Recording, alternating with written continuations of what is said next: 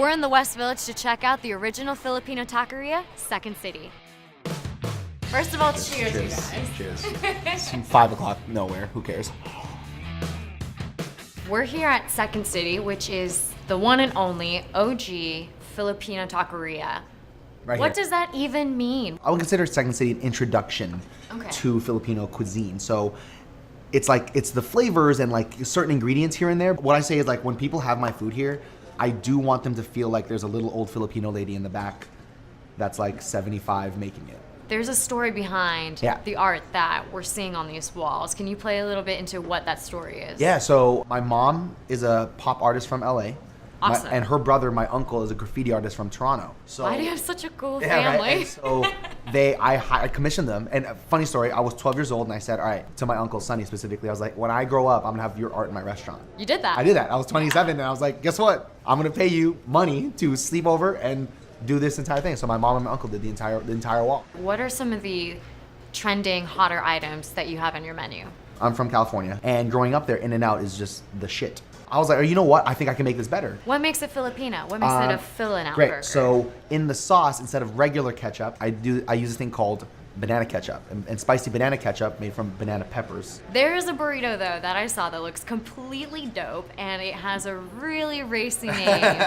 Let's talk about the planned burrito. I just switched out the generic gray breakfast sausage and replaced it with longanisa, which is a sweet pork barbecue Filipino sausage, and then avocado, because who doesn't love avocado? There's one bowl in particular that stood out to me, and I'm totally gonna botch how to say this, but the sinigang? The sinigang Yeah, bowl. sinigang. That's right.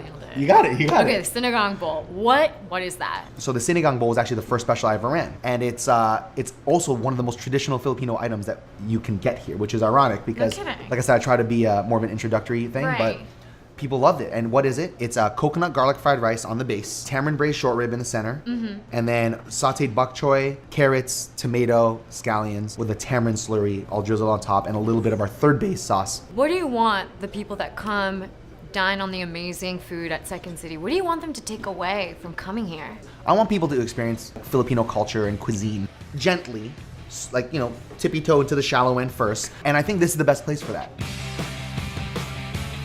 We're here in Williamsburg, Brooklyn at Manila Social Club. Let's check out what Chef Bjorn has cooking inside. I'm so excited that we're finally able to sit down here at Manila Social Club and chat more about your cuisine and how you're elevating Filipino to a finer dining level. What role does Manila Social Club play in either spurring the trend of Filipino cuisine or just, promoting Filipino cuisine in general?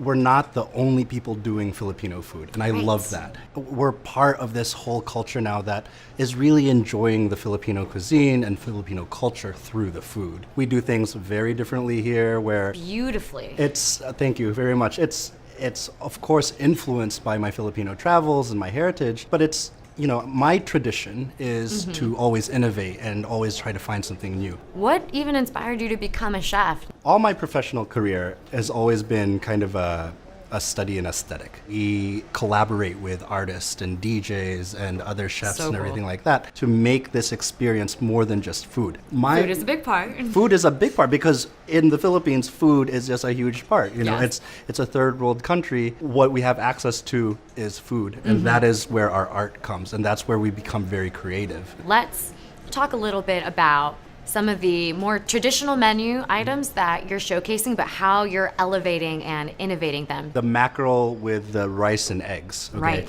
The way we do it is we actually marinate the mackerel, and it's actually cured for quite some time in soy sauce and some calamansi. The mango souffle pancake is probably one of the most Instagram thing that we have. It's very fluffy, it's very light, and it's something that you can't find anywhere else. I've never seen it anywhere else. The laing is taro leaves that are braised in coconut milk. With this laing, instead of using shrimp paste or bagoong, I actually just use little baby shrimp and then big shrimp too, and then some pork belly. What do you want people to take away when they come to Manila Social Club? This is fine dining, but I don't have to dress up for this.